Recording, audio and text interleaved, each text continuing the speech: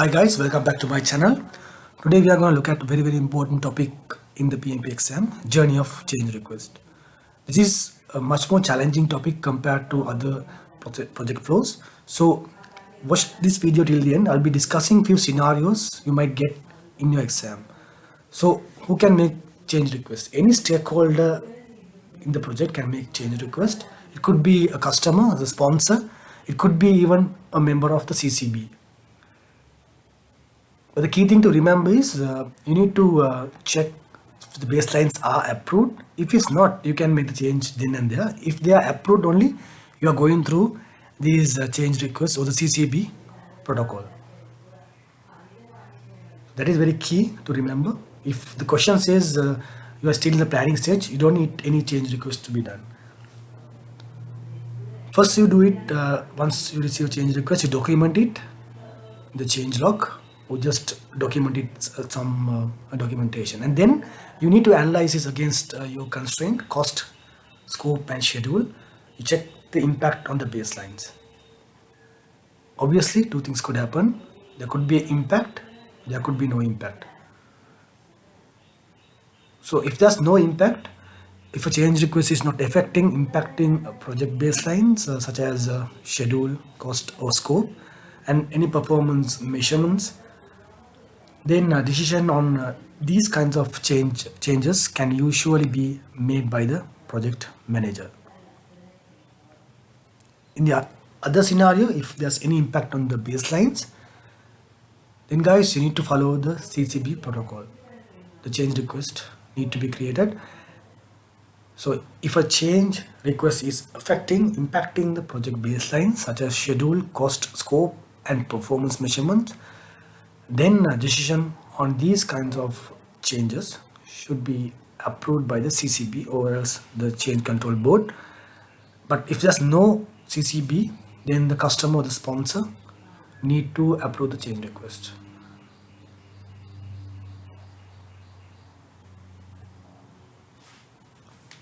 So let's see the process of change request. So first you need to create a official change request to the CCB.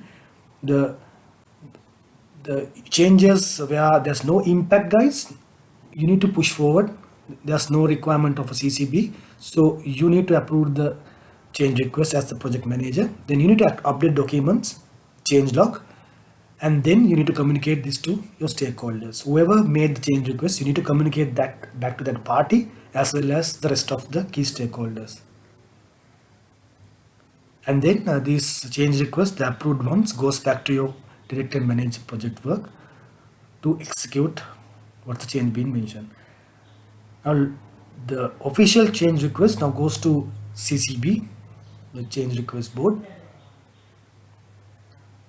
Guys, there could be multiple scenarios I'll be discussing later in the video, so stay with me till the end. So these change requests in CCB can reject, or they can put them on hold or else deferred.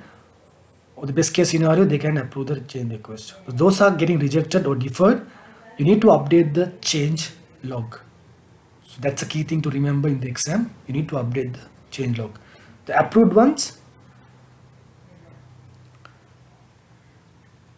you need to update the documents once again. You need to update the baselines first, and then you need to update the project plan. And then guys, this is the first time once a change request is approved, you're going to communicate to your stakeholders that we have taken a decision from the CCB, and you need to communicate this to your stakeholders. And then you push these particular changes. If it was generated from the procurements, you push it back to procurements to do the necessary changes. If it was with deliverables, you push it back to direct and manage project work. If it was related to quality, you put it back to quality. Once you do the work, guys, you need to communicate once again to your stakeholders. So as you can see, you're communicating twice to your stakeholders. So you communicate back to your stakeholders, you have done these necessary changes. Now guys, we are going to look at a few scenarios which may come in your exam. So get familiarized with these scenarios. You must be getting one of these scenarios in the exam. So I have tried to cover almost all scenarios, possible scenarios might pop up in the exam. So try to memorize them, check again and again, take a printout, take a screenshot, and get familiarized, guys. So scenario 1, a project without CCB, a project sponsor approve the change request, PM is given the task, it's mentioned in the project management plan. Scenario 2, a project without CCB, and the PM is given the responsibility of approving the change, then PM can approve the change, guys.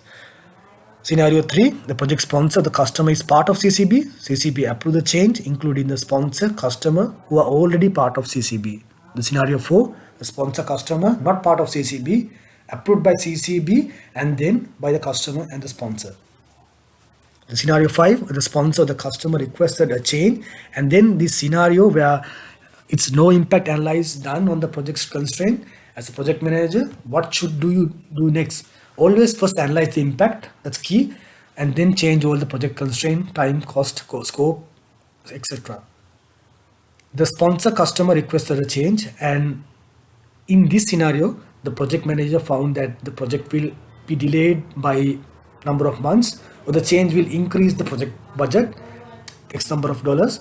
As the project manager, what should you do next?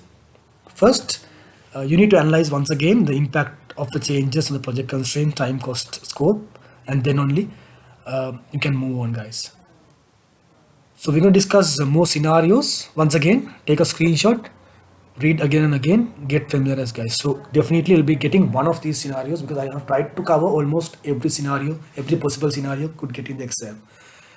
The next scenario is the sponsor customer requested a change, and this scenario, the project manager evaluated the impact of the change on the project constraints. As a project manager, what should you do next? Let the customer or the sponsor know about the impact of the change first before proceeding with the change request. This is very important, guys. And then you need to submit a change request to CCB, because customer sponsor has asked you for a change. The first option is not given in the exam, then it's the best option to choose. Scenario number 7, the sponsor or the customer requested a change, and this request will have a major impact on the project scope or the cost. The project manager evaluated the impact of the change on all the project constraints, raised the change request to CCB, and the CCB approved the change request. However, the sponsor is not a member in the change control board. As a project manager, what should you do? The customer or the sponsor approval may be required for certain change request after CCB approval, unless they are part of CCB.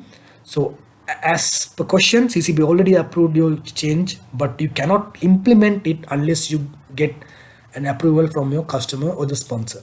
So keep that in mind, guys. Very, very important at the exam. Scenario number 8, the sponsor or the customer requests a change to the project manager. And in this scenario, the project manager evaluated the impact of the change on the project constraints, raised the change request to CCB. CCB approved it, reject the change request. As a project manager, what should you do next? Which of the following documents you should update first? So that's some homework for you. So if you are familiar with the rest of the scenarios, try to answer that final one. So as I mentioned, take a screenshot, guys. This is the process of change request. Keep that in your hand. It could be very, very important during the exam. All the best, guys. So I'll be talking about the baselines in my next video. Stay tuned. Baselines are pretty much important in your PMP exams.